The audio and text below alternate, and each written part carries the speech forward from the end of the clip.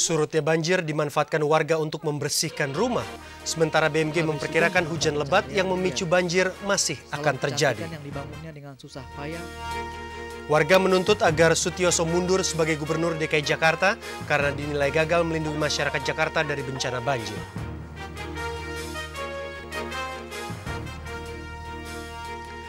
Halo pemirsa, dua laporan tadi akan mengisi jumpa kita hari ini. Saya Putra Nababan, pemirsa inilah Seputar Indonesia.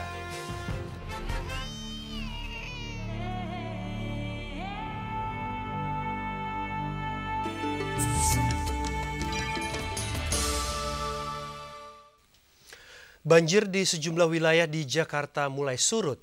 Dan pemirsa, berikut pantauan udara hasil liputan rekan Musjaya.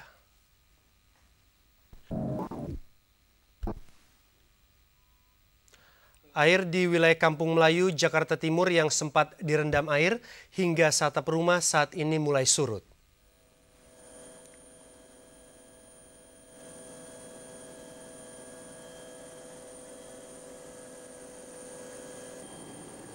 Namun situasi di Kelapa Gading dan Sunter, Jakarta Utara belum membaik. Air menggenangi wilayah ini dengan ketinggian hingga 1 meter. Depo Pertamina Pelumpang, Jakarta Utara masih tergenang air, namun aktivitas di depo ini tetap berlangsung. Sementara di Bekasi, banjir juga mulai surut.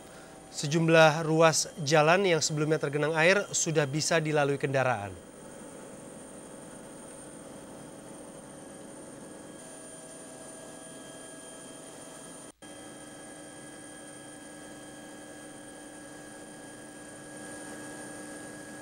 Ya pemirsa, ini adalah kawasan Bekasi yang banjirnya sudah mulai surut.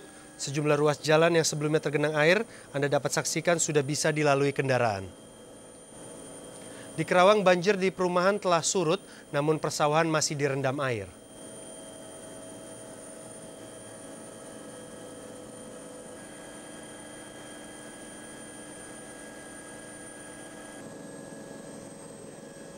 Sementara tanggul Sungai Citarum yang jebol beberapa hari lalu tampak masih diperbaiki.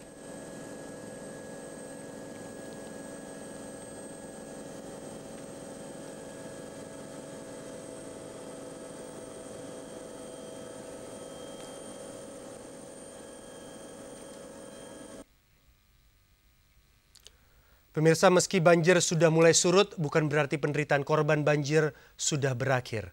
Genangan lumpur setinggi 1 meter merupakan masalah baru yang dihadapi para korban banjir saat ini. Orang-orang yang melayang-layang ke kursi itu takutnya semua. 2002? 2002 nggak apa-apa. Kita main pelapon. Habis sudah mata pencaharian Ria. Salon kecantikan yang dibangunnya dengan susah payah kini hancur dihantam banjir yang melanda ibu kota. Meski demikian, masih ada setitik harapan ia bisa kembali membangun salonnya. Saya bangun ulang lagi. Kalau saya udah dikasih pinjaman, saya bangun ulang lagi dengan salon. Sekarang ibu nggak membersihkan luar rumah nggak? Apa yang mau saya bersihin udah disapu habis dengan air. Jadi sama sekali barang saya itu 1 biji pun tidak ada.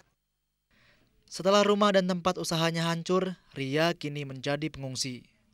Bersama 400 kepala keluarga di RW 7, Kelurahan Rawajati, Kalibata, Jakarta Selatan, mereka kini tinggal di puskesmas dan tenda-tenda darurat. Rumah mereka umumnya rata dengan tanah, atau kalaupun masih ada, rumah mereka sudah tertutup lumpur akibat banjir setinggi hingga 1 meter. Di tempat pengungsian ada pula Suminah. Penjual gado-gado ini juga kehilangan hampir segalanya. Ada harapan supaya rumah ibu diperbaiki? Ada. Ya ini, saya ngontrak di situ. Ya. Terus usaha ibu gimana bu nanti? Usaha saya udah habis semua. Kedepannya ibu mau ngapain? Mau gendong salak aja, dagang salak, dagang buah iya. Cukup untuk nyekolahin anak saya kan SMA kelas 2, alhamdulillah. Cuman dagang gado-gado. Kalau lagi hujan saya dagangnya buah. Ibu, setelah musibah ini ibu punya doa apa bu? Ya saya cuman berzikir aja, saya pasrah karena Allah. Mudah-mudahan aja anak saya selamat, saya selamat. Sementara Endah, Murid SD Rawajati yang sudah 7 hari mengungsi di tenda pun kini tidak bersekolah lagi. Seragam dan buku serta gedung sekolahnya ikut terendam banjir. Sekolah. Sedih. Takut ketinggalan pelajaran nggak? Takut. Buku-buku gimana? Buku-buku Udah nganyut.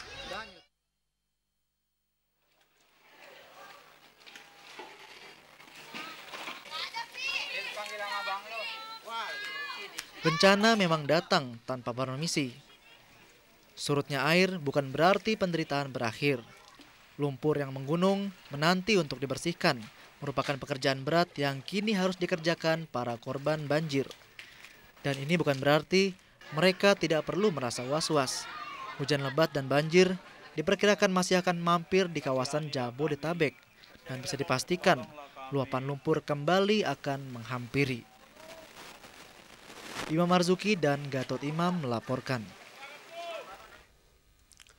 Pemirsa, surutnya banjir dimanfaatkan sejumlah warga di kawasan Pondok Bahar, Ciledug, Tangerang untuk membersihkan rumah, memperbaiki saluran air yang terhambat, dan juga memperbaiki tanggul yang jebol.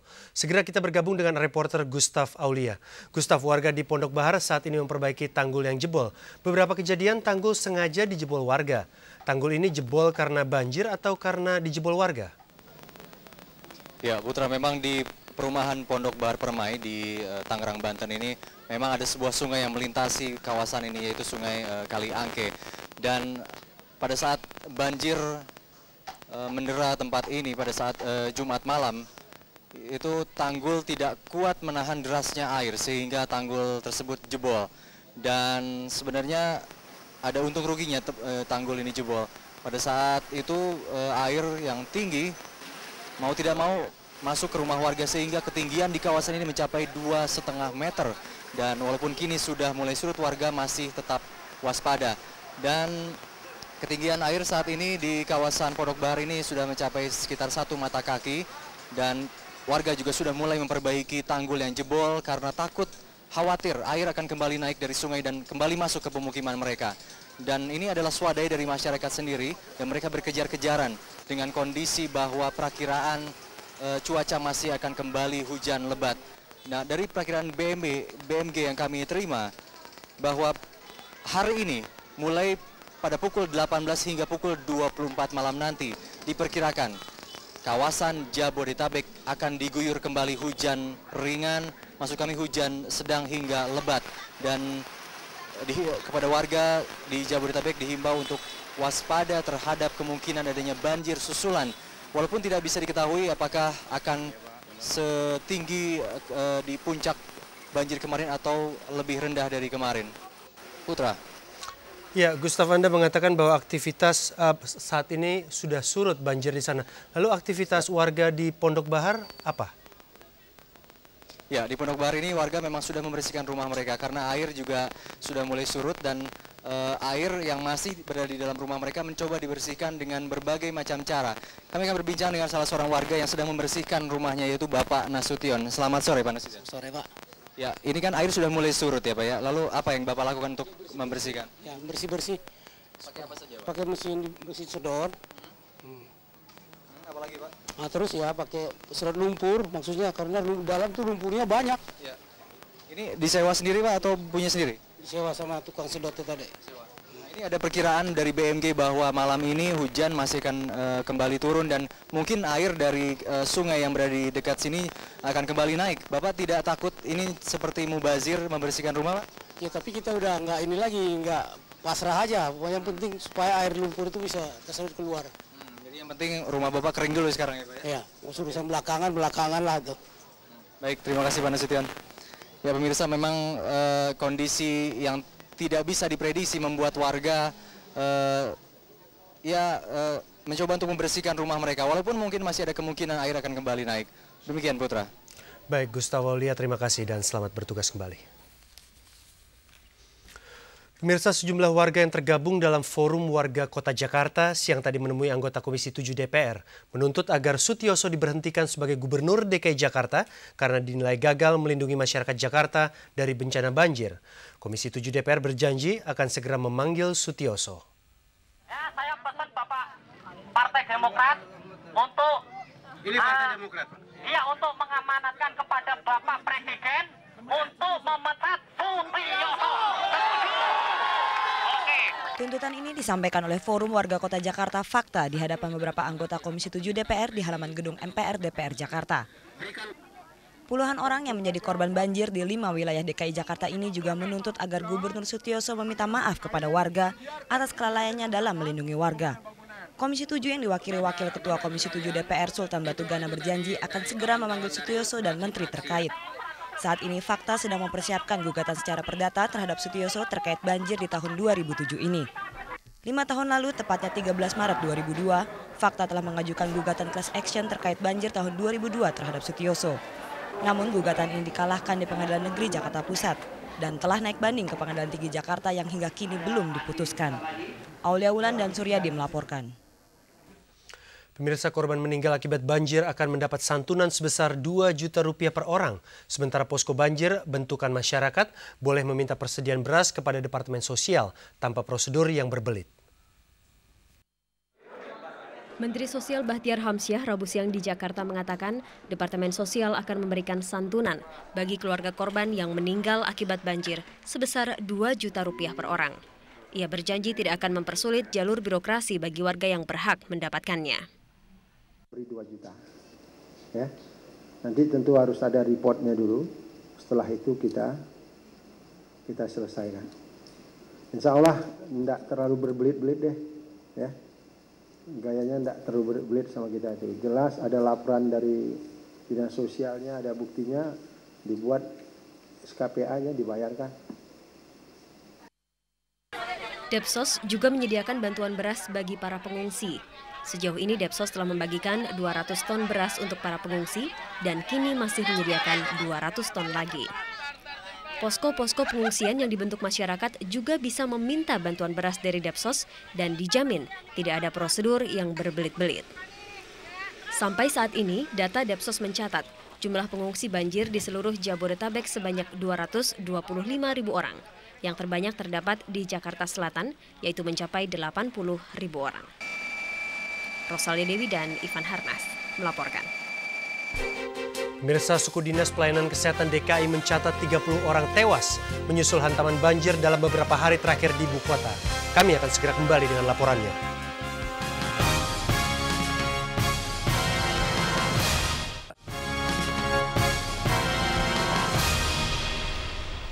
Pemirsa, seorang nenek renta berusia 80 tahun bertahan hidup di rumahnya yang tergenang banjir sejak 6 hari lalu.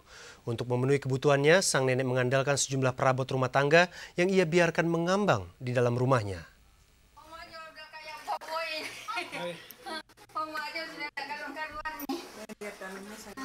Usia 80 tahun tidak membuat Nurbiah Halim menyerah. Meski rumahnya tenggelam sebatas paha orang dewasa, janda tua ini tetap bertahan di rumahnya yang kebanjiran di Pondok Bahar, Cipondoh, Tangerang, Banten.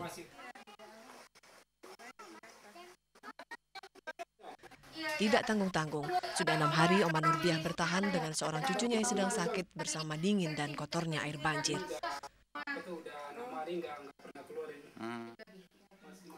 Padahal kesehatan tubuhnya yang sudah renta sangat terancam.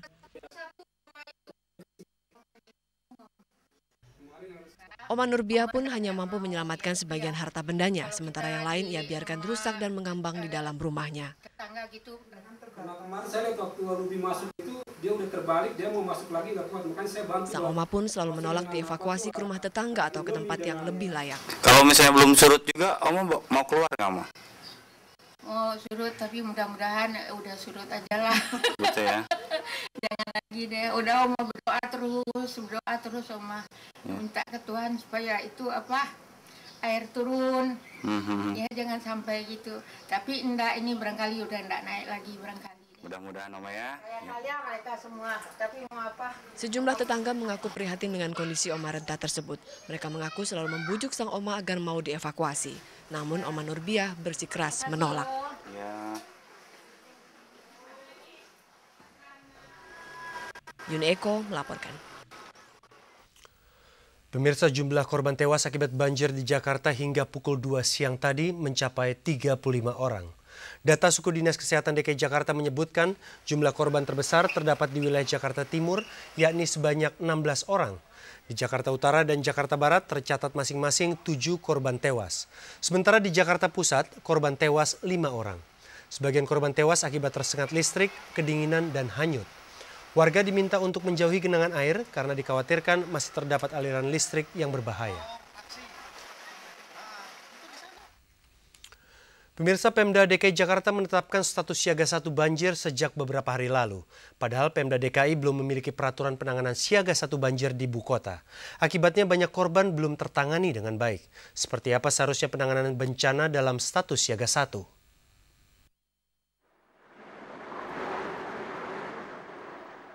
Berdasarkan data Satkorlak, dalam kondisi siaga 1, seluruh kekuatan harus dikerahkan untuk menangani kondisi darurat. Kenyataannya hingga hari ke-6 banjir, masih ada korban yang belum terevakuasi dan wilayah yang belum tersentuh bantuan. Apakah penanganan banjir sejauh ini sudah memenuhi kriteria penanganan siaga 1? Pertanyaan ini sulit terjawab karena menurut Kepala Biro Humas dan Protokol Pemprov DKI Jakarta, Ari Budiman, belum ada peraturan formal soal status siaga, termasuk peraturan Gubernur DKI Jakarta. Ari mengaku penetapan siaga 1 oleh Gubernur Sutioso awal Februari lalu sebagai upaya preventif pengerahan personil dan peralatan setelah melihat air di 14 pos pemantauan pintu air semakin tinggi. Kondisi secara umum ya di lapangan, Gubernur menyatakan bahwa sekarang ini dalam kondisi siaga 1. Nah, artinya apa? Artinya bahwa dalam kondisi ini maka seluruh kemampuan, seluruh sumber daya yang ada, baik personilnya maupun peralatannya, kelengkapannya memang harus segera didorong ke depan untuk dilakukan ya tindakan-tindakan bantuan. Saat ini kondisi siaga 1 masih diberlakukan. Padahal berdasarkan kriteria Satkorlak DKI hanya satu kondisi yang memenuhi syarat untuk tetap mempertahankan kondisi siaga 1, yakni adanya genangan air yang belum surut. Sementara ketinggian air di pintu air hari Rabu ini rata-rata masuk kategori siaga 3 dan siaga 4. Status siaga 2 hanya terjadi di pos Angke Hulu dengan ketinggian 290 cm dan Sunter Selatan setinggi 220 cm. Windy Indriani dan Narto Wiratmo melaporkan. Pemirsa, rumah kosong yang kebanjiran kini menjadi sasaran para pencuri. Kami akan kembali dengan laporannya sesaat lagi.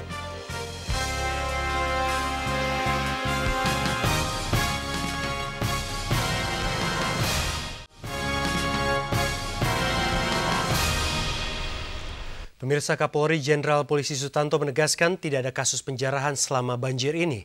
Menurut Kapolri, Mabes Polri telah menyiagakan 14.000 personil untuk menjaga keamanan di pemukiman dan fasilitas umum yang tergenang banjir. Sejumlah aparat juga dilengkapi perahu karet untuk memantau wilayah pemukiman yang ditinggalkan pemiliknya. Pernyataan Kapolri mengenai tidak adanya penjarahan tidak sama dengan kondisi di lapangan. Di perumahan Pondok Bahar Permai, Kecamatan Cipondoh, Tangerang, aksi pencurian marak terjadi di lokasi banjir.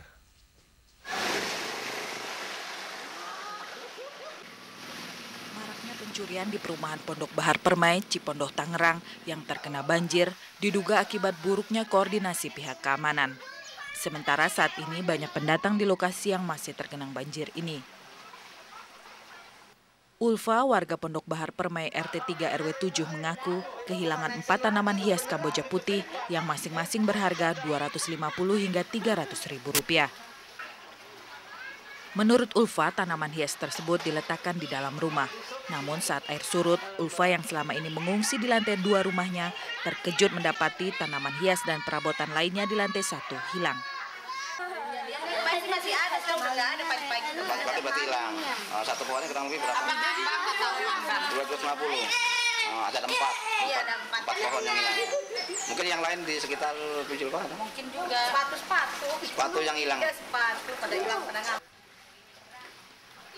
Menurut Mas Hudi, Ketua RT setempat, dalam 6 hari terakhir di lingkungannya sering terjadi aksi pencurian. Namun yang terparah terjadi hari ini, tercatat 3 kasus pencurian di desanya. Keamanannya terus terang dari unsur Polri maupun tidak ada. Tidak ada. Berarti sini sering terjadi pencurian, Pak? Untuk pencurian sering terjadi pencurian sih. Yang rawan? Namun warga korban pencurian hingga kini belum melaporkan kehilangan tersebut ke petugas terkait. Rawannya pencurian membuat sebagian warga Pondok Bahar bertekad tidak akan meninggalkan rumah meski ketinggian air kemungkinan naik lagi. Kontributor RCTI dari Tangerang, Ahmad Jamaludin, melaporkan. Pemirsa, kelelahan dan kepasrahan kini menjadi sahabat setia para pengungsi. Kami ajak Anda merasakan penderitaan mereka, tetaplah bersama Seputar Indonesia.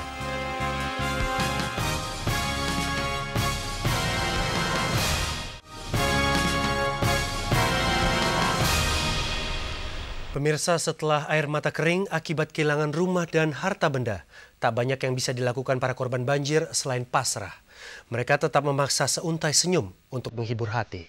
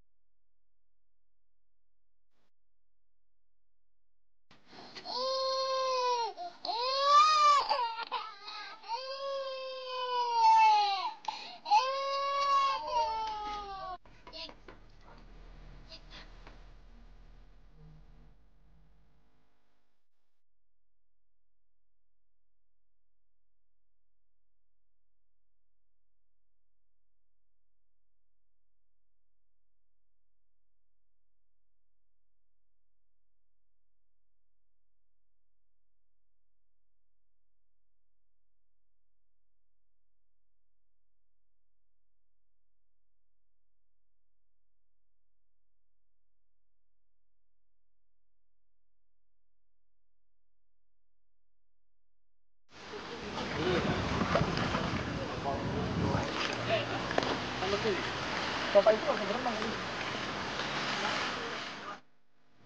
Kasihan bayinya.